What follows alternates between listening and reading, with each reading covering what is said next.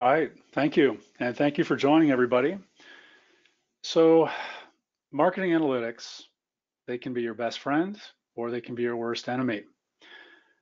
Unfortunately, too often in my experience out in the world, they often fall into the enemy camp. And the reasons are all over the place, anything from just bad data to bad behavior. But if they're done right, they are the most important thing because you really can move mountains. These analytics are the source of truth, hopefully, to help you always figure out how you can do something better. And if you start thinking about analytics like a language, like it's the marketer's language, like any language, you start to see why it's so important that people are speaking the same language when it comes to marketing analytics. Otherwise, nothing's going to change. In my experience now in the last 6 years with Digital Pie Consulting, I've probably been in 200 or 300 companies, big and small, startups, late stage, public companies, and I've been in their systems, I've been in their meetings, I've been in their processes, I've been in their data, I've been in their analytics. So I've seen a lot in 6 years. I've probably seen more and learned more in the last 6 years with that kind of insight and visibility into companies than I did in my whole prior 20 years of marketing experience. And so what I've discovered is I can't really unsee what I've seen. It's in my head now. And the good and the bad. So what I want to do today is I want to share with you some of the things that I've learned through what I've seen that I think can really help you. Analytics is a big topic. It's an important topic. And in the next 30, 35 minutes, I'll try to cover the things that I see most often where companies struggle. And some of this may be familiar to you, but let's just dive right in here. Let me shift here. So how you measure marketing and how you communicate that with other people has a lot to do with success and whether you're going to get there or not. And whether you build a house, so here's a house. When you build a house, there's a big old universe of places where things can go wrong. And one of those is just the simple act of cutting wood. So this house is a house that me and my family go down to Mexico every couple of years, and we go up with a bunch of people and we stand up a house. So you got a bunch of hacks who are not professionals with tools, and we have like a few days to go to do this. And it's important. There's an interesting analogy that comes from this. So when we get there, and the first day on the site, the first thing everybody has to do is pull out their steel tapes, their tape measures, and we have to calibrate them because every tape can be off by just a little bit potentially. And if you're down there and you're building a house, and if one person's got a tape measure that's not calibrated and it's off and they're cutting wood, they could cut wood in ways that's going to put you in a bad situation. And it's not like you can just run down to Home Depot and buy a bunch more. You better cut right. And so there's an important lesson in that I think marketing can take a hint from. And it's so important to standardize and to be able to talk the same talk so that when we're all working together and we're building a house, in this case, an inch is always an inch. And we're not going to have one person in there working in metrics. So having a standard is so important, and that house building analog is an interesting one to keep in mind. So the road to great analytics starts with really knowing where you're going. And what I've discovered over the years is that there's so much opinion and ideas about analytics out there that run the gamut. And often what is lost is the most basic, simple idea about marketing. And so sometimes when I get into a situation with people where they're distracted by things that really don't matter, I try to get them back to this basic idea, this slide. And that is that the whole purpose of marketing analytics is to inform decisions to improve outcomes. So yes, marketing analytics are important to prove your worth. I get that. But really, they're more about always doing better. That's the purpose.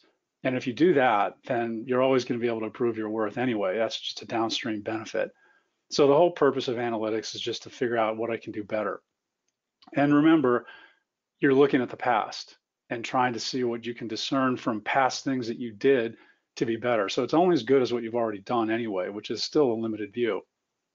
And the two main things that marketing is out there to do is one, attract people likely to become customers, and two, influence people toward a purchase. Just about everything you can do, maybe everything you do in marketing, should line up with one or both of those two goals. So new names, adding people to the database, and engaging them, moving them forward. It seems almost silly to have to state this, but I think that it grounds any conversation about marketing and analytics in the fundamental real truth of what you're there to do. So I think this is something that I really keep in my pocket, or at least in my head, to start a conversation if it's a good place to start. So it also doesn't hurt to talk about what does the world look like when you're on top of the mountain and everybody's speaking the same analytics language. So there's 10 points that I'm going to walk through here pretty quickly, just to set the table, because you can't know when you're getting there to that golden destination of great analytics unless you know what the characteristics are of a company that's got it pretty well figured out. So let's step through these. Number one, in an ideal world, the marketing goals are described in terms that people understand, they agree on, and they pursue for the greater good of the company. So everybody knows what an MQL is. Everybody knows what a lead is.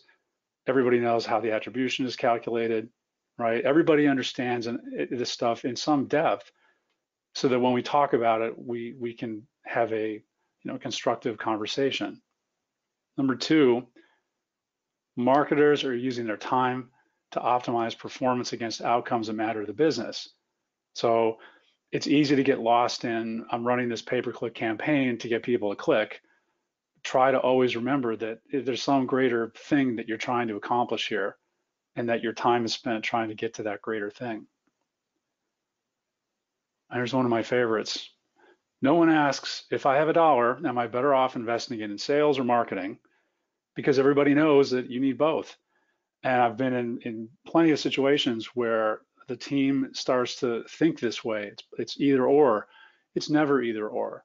Right? The real challenge for a company, especially now with targets and named accounts, is how am I going to blend those two resources together? How am I going to have them work together?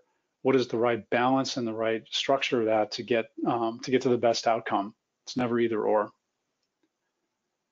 Number four, everybody applies marketing analytics to decision making without emotion, with context. Boy, marketing analytics can stir up a lot of dust, a lot of emotion, and you just want to try to get back to what are we doing here? We're trying to find where we can make improvements, and biggest room in the world is room for improvement when it comes to marketing. That's the nature of the beast. Number five, everybody trusts the analytics and understands that even in the best of worlds that there can be errors. Hopefully not too many and hopefully nothing too bad, but the reason I put that second piece on there is because I've seen situations where one error can occur and everybody just throws everything out, assumes everything is wrong. You really don't want that. You want people to at least eyes wide open. Stuff can break and go wrong. Number six, people who come into this game with analytics, they're indoctrinated. They don't get to come in and make it up and do their own thing. Everybody's on the same page. Number seven, the selection of the reporting tools and technologies is standardized if you can do it, so that people aren't walking in with their own steel tapes, with their own scales and their own metrics, and figure out a different way to do it. Number eight, if you can use out of the box first and get that going for reports, great. I would recommend it before you go off and invent your own version of measure. I've seen it where companies will go buy a BI tool and they'll start inventing their own attribution reporting and modeling. There's probably cases where that makes sense, but for most people, it's a good start just to get your reports up and running with what comes out of the box. Number nine, there's a purpose. We're taking analytics for the reason of trying to figure out what it's going to tell us where we can do better. And the last one is the data. And remember, this is the perfect world. The data are consistent and clean because it's centralized and somebody owns data, who understands data. And I put that out there because this technology stuff has gotten pretty sophisticated and pretty complicated. And understanding data and data constructs is not something that you just learn in 5 minutes, right? To really have the bigger picture of how to structure and place data in the right place. There are people who are trained and understand how to do that. And the more you centralize that view, the data dictionary, and all those good things, the better. So let's switch gears now that we see what the perfect world looks like, and let's carve out a big piece of it called revenue attribution. So revenue attribution is a hot thing now. It started to gain momentum a few years ago. The technologies and tools to do this are getting better and more sophisticated. And just let's get grounded in what it is. It's trying to answer that question that everybody wants to know. What has marketing done for me lately in the form of revenue? And the way that works is these tools have some method where they're going to try to connect an opportunity, right, money, with people that are associated to that opportunity, and then the campaigns that those people were in. So whatever attribution you're doing, right, there has to be some method to make those connections. There are different ways to do it. It depends a lot on your internal process and your data, but that's the basic idea. I'm going to go figure out where marketing impacted revenue by going backwards through people to the campaigns that those people were in. So what better way to figure out what that looks like than to just take a use case, right? So let's say we've got a deal time frame of March through June, right? That's the timeline. And let's just walk through a kind of scenario that can happen with the idea that it's multiple people and multiple programs that play out here. So let's say that the world began for some opportunity with this fellow Bob, and Bob clicks on a pay-per-click ad. Okay, and if we're keeping score of this deal that's going to emerge, we got one campaign, pay-per-click, one response, and one person, Bob. And then along later in March, Bob kicks into another campaign. He attends a webinar. Good for Bob, good for us. And then along comes Sue in mid-March to another program, and this is some kind of event where we scan her. Now Sue's in our database. And if you look at the scoreboard, we've got 3 campaigns, 3 responses, 2 people. And then Barb, she shows up at the same event. All right, so now the scoreboard reflects 3, 4, and 3. And then Sue attends a webinar. So we keep getting more campaigns, more responses, and people. Bob's still kicking, so he's taking a survey now in April. So now we see we've got, it's getting more complicated and an opportunity has appeared. And then last but not least, Ron shows up on the live chat channel. So in this picture, we have 6 campaigns, 7 responses, 4 people. And it's a really good illustration to show you what can happen when you have to go figure out where did marketing play in some deal. Now, when you get into attribution, you can turn dials depending on the tools that you're using. Right? You can say, I'm going to put a different model together to figure out what I think is the most important view of how these pieces all fit together that influenced the opportunity.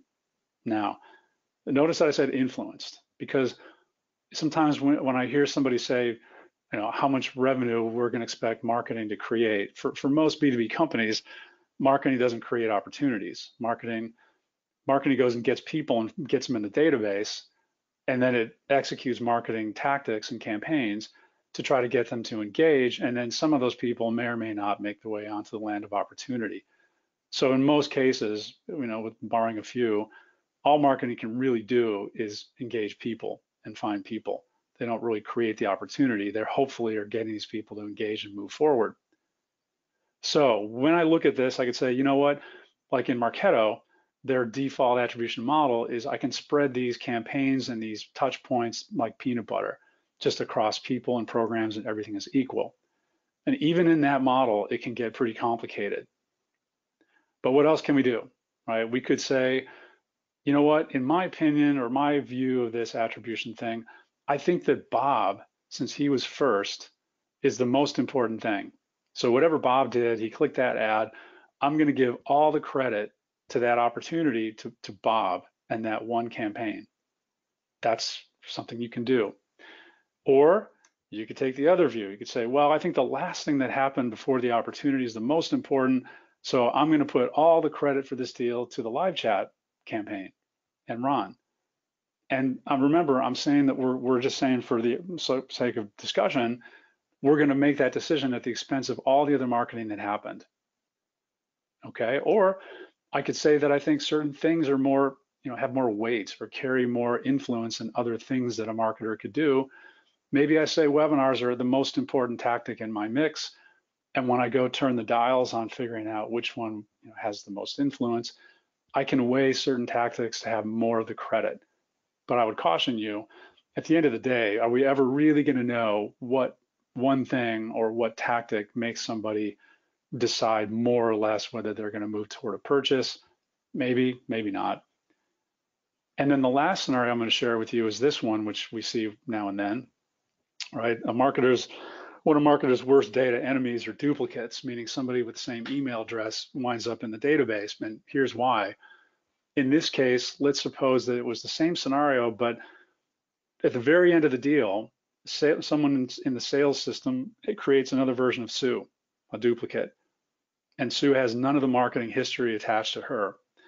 And that Sue, right, the clone of Sue with no marketing attribution, nothing gets attached to the deal. And then you get into the situation where you say, all the credit's going to go to Sue. There is no marketing credit to be found, right? And that happens, which leads to another approach to analytics that I'm not a fan of, but I see it.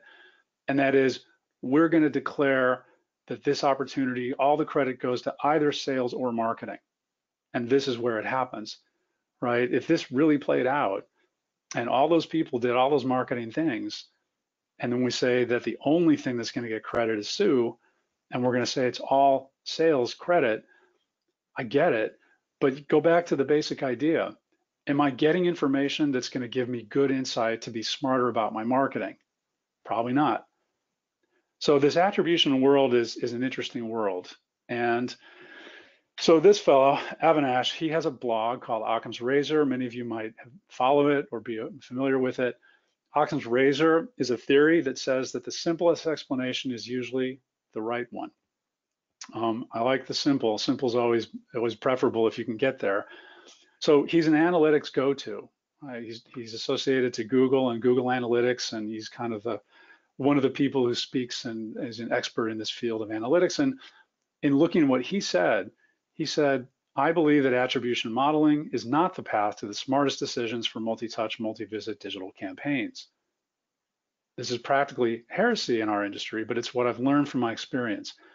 I echo that, and I don't say kick it to the curb by any stretch of the imagination. I think that what companies where they lose their way is an inordinate amount of effort and energy and work goes into attribution.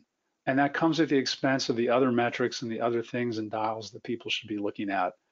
So it's more, I put it here just more to stay grounded in what really matters, right? Don't go too far down one path, whether it's attribution or lead source or any one particular view. And no discussion about marketing analytics would be complete without talking about MQLs, marketing qualified leads. A lot of companies spend a lot of effort and energy around MQLs. What is it? It's the idea that I can put a scoring model into place, like in Marketo or whatever, and I can look at people's behaviors and their attributes, and I can say, this person is more interesting than this one. And the reason for doing it is that I can then surface people through their behaviors that are more ready to be sent over to sales than other people, because I want to follow up on those people faster, because I'll have a better conversion. That's a great idea. However, I'm going to kind of challenge that on a couple of levels. One is it opens the door to the idea that marketing is in a position to generate enough MQLs in a predictable fashion to be able to have enough of those people convert to enough deals to make a number, right? Reversing the funnel. I get it, and you can do that, but it's like anything with analytics, be mindful of what you're saying, right? Can we believe that marketing can really be held to being able to just manufacture MQLs that are of quality and volume to hit a number, and by the way, not do that in an inefficient way that costs too much money or creates too many MQLs that are poor quality? It's actually a pretty tall order. So you just got to be mindful that that's the world of MQL. if this is a funnel, here's the marketing funnel, right? Left to right, top of funnel to marketing qualified. So the idea is we're going to put people into the machine. The machine is going to engage people, and some of those people are going to be a fit for a marketing qualified lead. And then that's going to get handed over to sales. That's the classic view. And the idea is that enough of those people are going to float onto opportunities to have enough closed won to make a number. And so a lot of energy and angst goes around that red arrow part, that handoff, right? A lot of the bone of contention between sales and marketing and the operations side of the business comes right there. Ideally, you need to have a process that's going to have a closed loop. When that MQL gets handed off to sales, it's really, really important that that thing gets closed out within some period of time that everybody agrees to, right? It either gets disqualified because it's never going to buy, or it gets put into a nurture state because it's a fit, but it's not ready to buy today, or it is qualified and it goes forward. So it turns out that that sounds like such a simple thing, but it is a challenge for most companies to make that happen consistently and correctly all the time. The reason that's so important from the analytics side of the world is that to calibrate your scoring and your scoring model, the only real source of information to do that has any basis of sense is what happened to that MQL. So if you create 50 MQLs and all 50 get disqualified, I probably want to look into that. So this idea that I've got a process to close the loop to be able to calibrate my MQLs and my scoring is really important. And then again, people start, let's go further down funnel. I want to understand what the relationship is between the MQLs and the closed won. So that's the world of MQL. However, let's really look at what those things are originally intended to do for a business. The idea is that an MQL is going to be this blunt force measure that services people, right? And everybody's the same. But in fact, in your database, not everybody, everybody's not the same.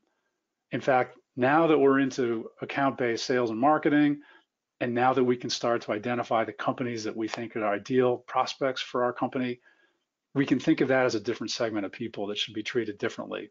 So let's call them named prospects. These are the people that I think I really want to engage because I think they're the ones that are most likely to become customers. And then I have another chunk of people in my database called customers, the people who bought from me. And then there's everybody else. Now, there's a lot of ways that you can segment beyond this, but let's just keep it simple for the moment.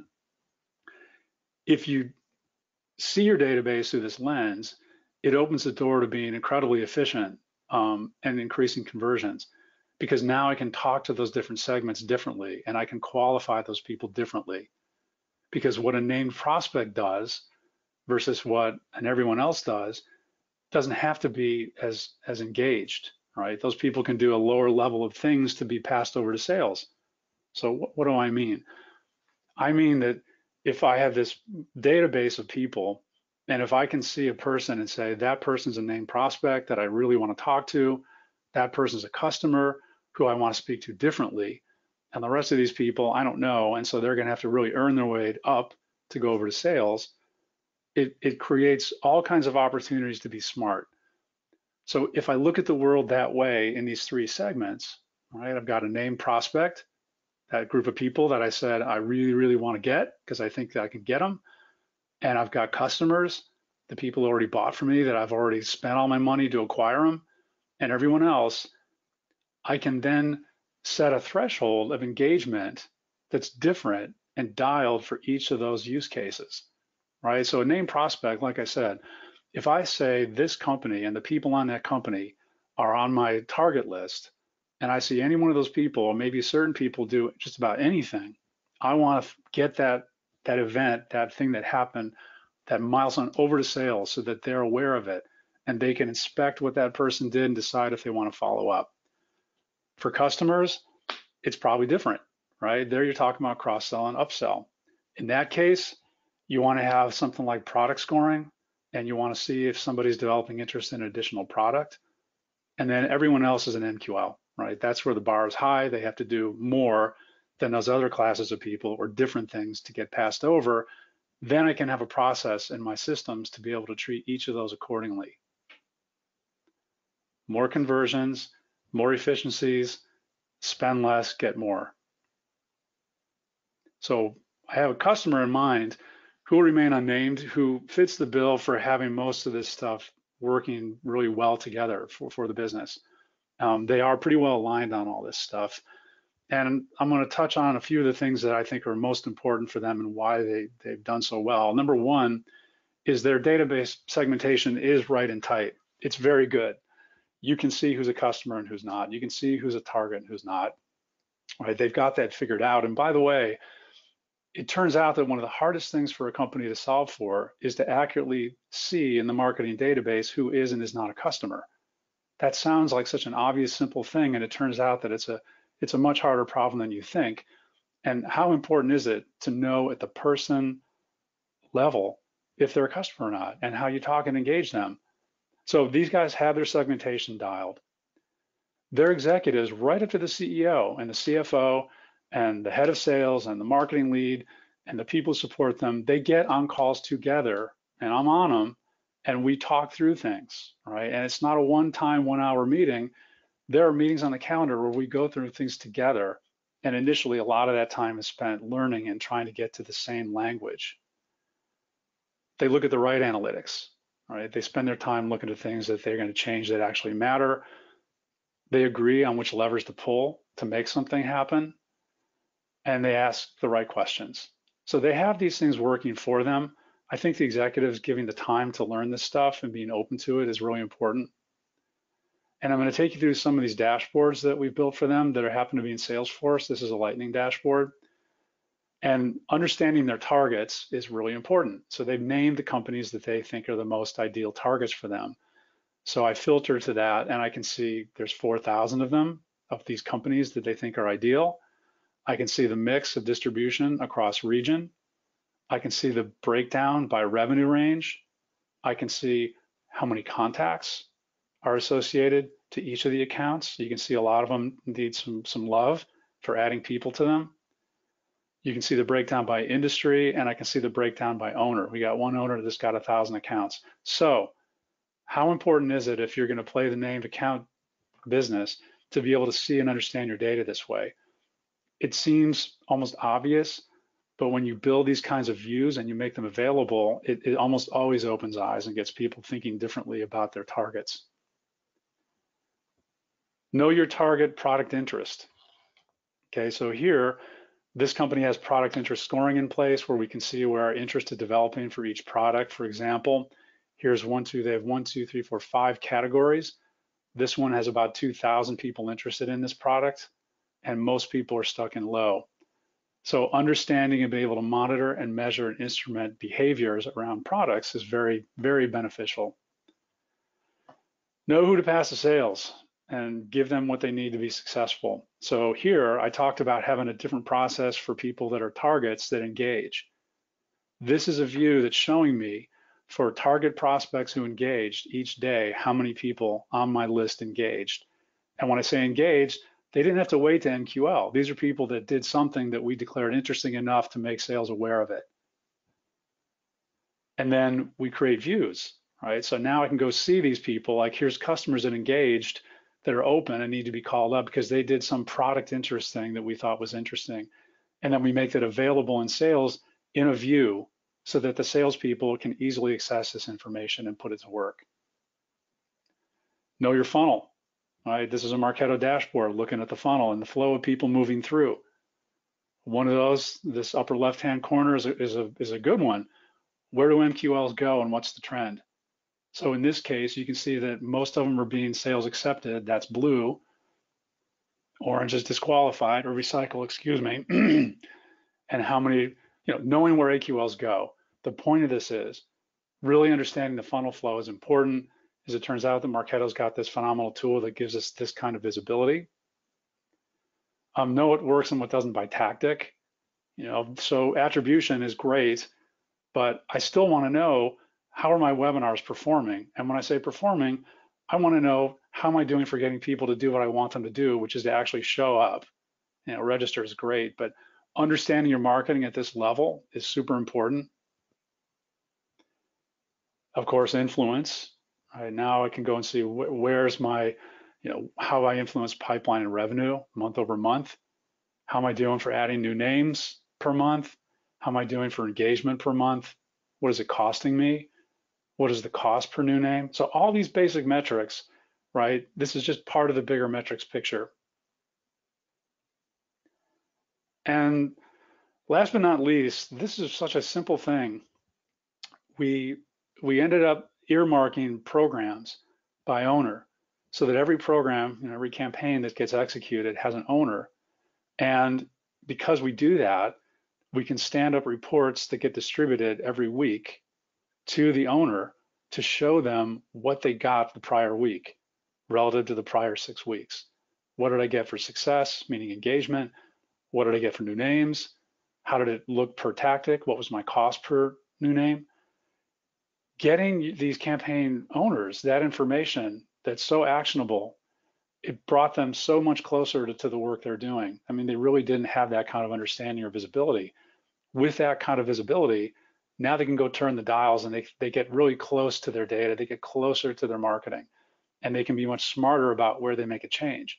Because after all, where does the rubber hit the road for a company to be able to make changes that improve outcomes? It's right there. And they get a monthly, which includes how they did for influencing pipeline and revenue, quarterly and annual. So this simple thing of earmarking performance and by person and pushing them out to the people that own it is a simple, powerful step that can make a big difference. That's a lot of information. What I wanted to point out is that some of the content here, a lot of it came from this article I wrote for this journal, Applied Marketing Analytics, in 2018. And I wrote that article in a way that was meant to be a tool that a marketer could use to give to their team or to their executives to be able to read through to start to get them in the game to start having conversations about marketing and how to measure it. So that article, I've reprinted it up on LinkedIn. So if you go to my LinkedIn and you scroll through the articles, you'll find it and grab it. It can be a really valuable tool to help you start the conversation at your company. And with that, I think we have some time for questions.